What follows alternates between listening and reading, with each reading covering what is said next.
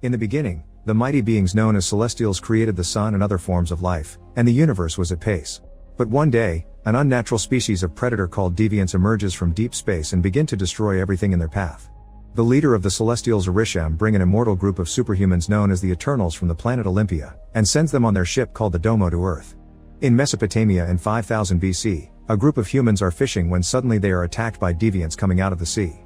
At that moment the Eternals arrive to defend them with their powers. Icarus uses his eye beams and flies to fight the beasts, while Makari uses her super speed to move the humans out of the way. Kingo shoots energy blasts to attack from afar, while Thena and Gilgamesh summon energy weapons to fight hand to hand. Sprite provides support with her illusions, and Phastos also supports through his advanced inventions. A fierce battle ensues, and thanks to the Eternals' excellent teamwork, soon the deviants are defeated, and team leader Ayak heals any injuries they got in battle. The humans are scared of them and try to attack, but Druig immediately uses his mind-controlling powers to calm them down. Then Circe transforms a primitive knife into actual nice metal as proof they're here to help humanity. Years pass and in the present day, the Eternals live pretending to be normal among humans. In London, Circe goes to class where she is supposed to be giving a lesson, and she finds her boyfriend Dane filling in for her. Suddenly the lecture is interrupted by a large earthquake, so Circe makes her students go for cover under the tables and uses her power to stop some debris from crushing a student. In the nearby river, a dog witnesses a deviant come out of the river. In the evening, Circe later celebrates Dane's birthday with a few friends. Sprite uses an illusion to look older and hide the fact she ages mentally but not physically, however the illusion is broken if someone touches and she quickly gives up. Dane asks Circe to move in with him, but she turns him down, and he begins wondering if she's hiding something because Sprite is always making odd comments. After the party, the trio walks home, but suddenly they are attacked by a huge deviant named Crow. Circe uses her powers to capture it in the ground, but Crow soon breaks up and runs to the streets. Sprite casts an illusion that multiplies her and Circe to confuse the monster, but Crow shocks them by being able to tell who the real ones are, which deviants could never do. When Crow is about to kill Sprite, Icarus shows up and saves her to then proceed to fight the deviant directly. Their battle causes a bus to get flipped, and Circe rushes to transform into rose petals to avoid a crash. Crow shocks everyone again when it reveals it can heal its own wounds, but it's still clear that Icarus has the upper hand and escapes through the river. Afterward Circe tells Dane the truth about her identity, and he asks her why they never helped during humanity's greatest tragedies. Circe explains that they were instructed to never interfere in the orders of mankind so as to not hinder their development as a society. After destroying the deviants, they were told to wait on Earth until it was time to go home. She also tells Dane that she and Icarus were together for centuries, but it didn't work out. She later goes back to her apartment to discuss the issue with Sprite and Icarus, and after reaching the conclusion the earthquake and the deviant are connected, they agree that they need to get the team back together. This brings back memories of 575 BC in Babylon. Humanity is developing under the guidance of the Eternals, who fight the deviants whenever they try to attack. Every time they show up they're violent and ruthless, but the Eternals fight together in perfect sync to kill them quickly without much trouble. After one particular intense battle, Ayak uses her special power stone to form a link to speak with Orisham. She expresses respect for his grand plan, but she doesn't like what it may mean for humans.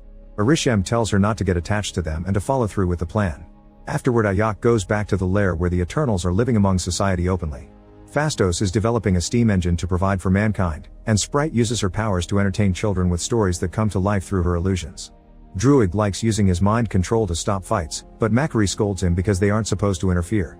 Meanwhile Icarus and Circe spend time together and fall in love, admitting it to each other with the beauty of Earth as their witness.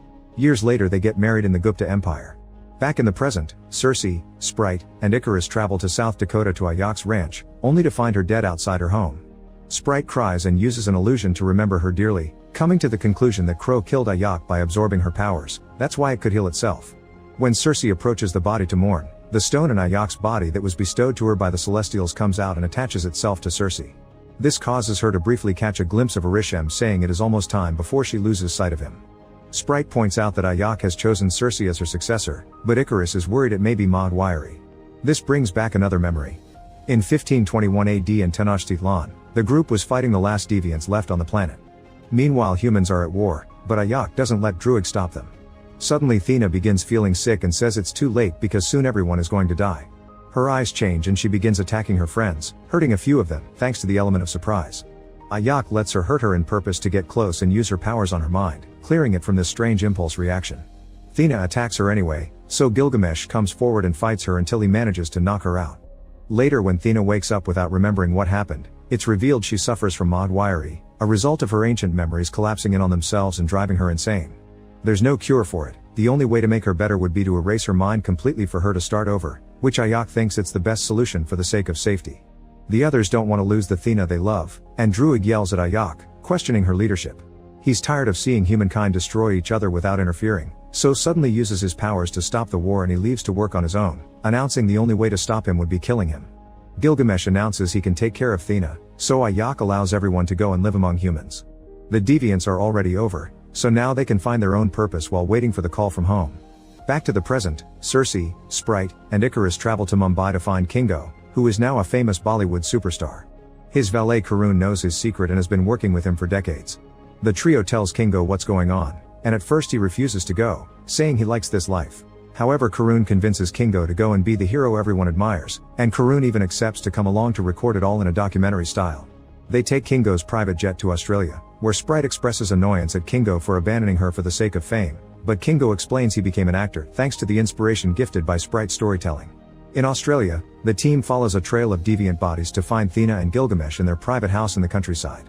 Gilgamesh has become skilled at cooking and taking care of the house, and Thena spends her time making some ominous drawings. When she sees them arrive, she has another lapse and tries to attack them, saying everyone on the planet will soon die, but Gilgamesh stops her and Sprite clears her mind with an illusion that reminds her who she really is. Circe takes the time to look at Thena's drawings and feels bad because she can't reconnect with Arishem, but Gilgamesh gives her a pep talk and reminds her it's more important to listen. Circe sits down and relaxes, which finally activates the stone and makes her appear in front of Arishem. He tells her that the emergence is happening, and he explains the true purpose of the Eternals. They were sent to bring forth the birth of the celestial Tiamat, as new celestials come about every few millennia, and they have done this process on other planets before Earth. They come about through intelligent life, which had been halted by the attack of the deviants, but with the Eternals having gotten rid of them, Arishem says it is now time to wipe out all life on Earth to make way for Tiamat. Circe is horrified by the revelation, but Arishem defends it by saying this is just the cycle of creation for their life forms. He then explains that Olympia never existed and that she and the other Eternals are just creations from the world forge as artificial beings made for use by the Celestials. Circe cannot remember this because the Eternals have their memories reset after each emergence.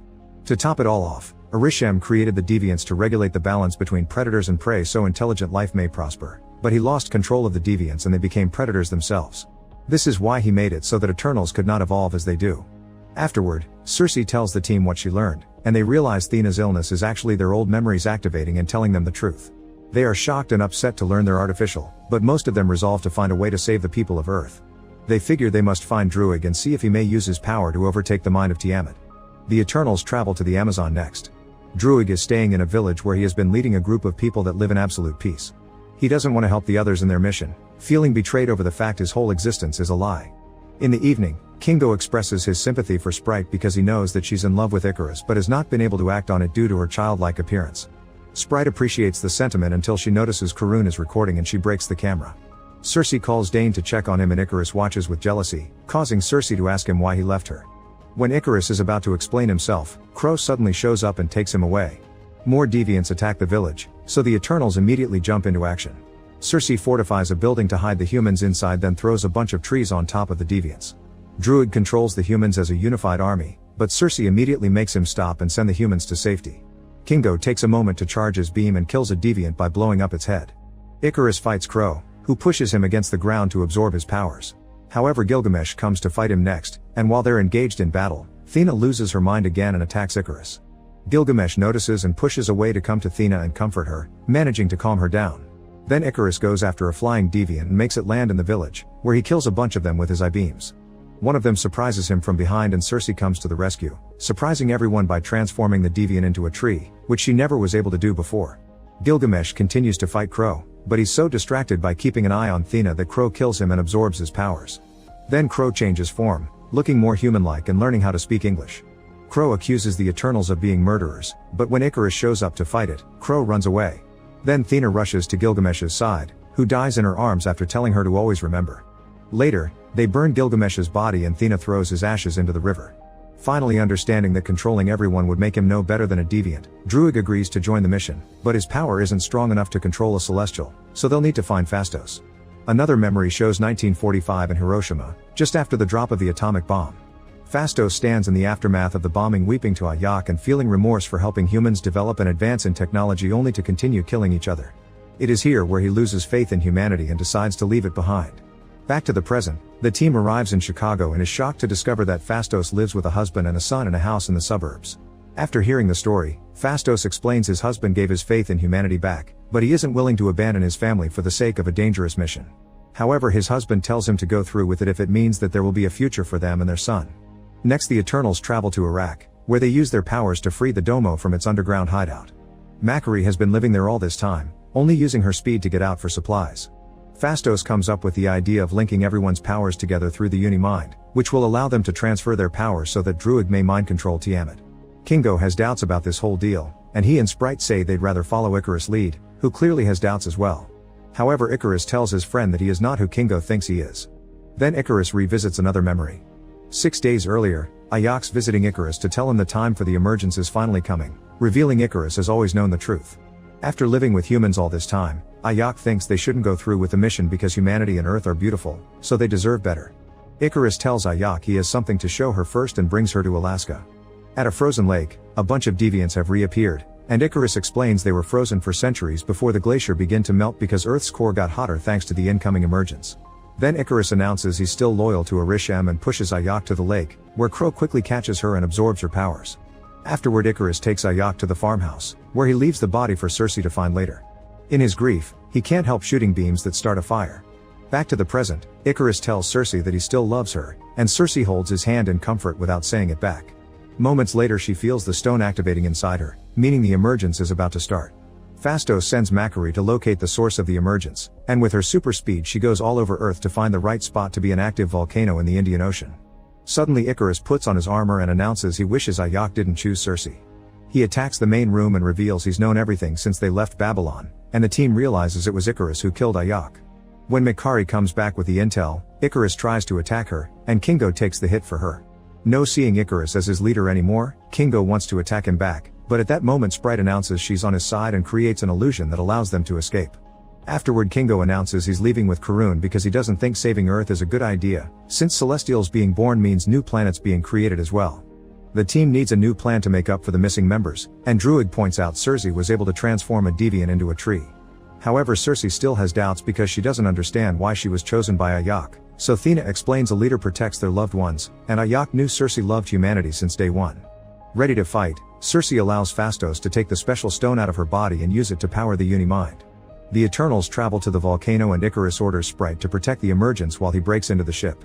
Thena begins fighting him to keep him distracted, giving time to the others to activate the Uni-Mind, which deactivates the volcano.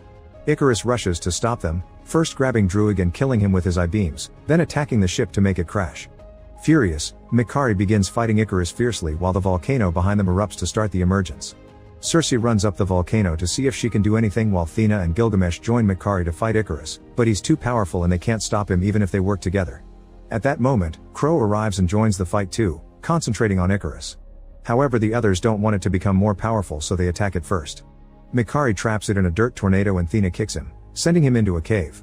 Icarus uses the distraction to try to go after Circe, but Fastos uses a special trap he invented to capture him and keep him on the ground. Inside the cave, Crow uses Gilgamesh's voice to mess with Thena's mind, making her drop her guard. However, when it is about to absorb her powers, it accidentally quotes Gilgamesh's remember and Thena wakes up to immediately kill it. At the top of the volcano, Circe is shocked to find Ayak, only to suddenly get stabbed. Ayak had been an illusion made by Sprite, who has always been jealous of Circe for getting to live an adult life. She prepares her powers to accelerate the emergence, but at that moment Druig shows up and knocks her out. Suddenly the ground starts to shake and the sea goes mad as Tiamat emerges from the volcano. Circe stands on top of him and tries to use her powers to stop him, but at that moment Icarus frees himself from Fastos' trap and goes after her. However, seeing the woman he overwhelms with memories and he can't bring himself to kill her.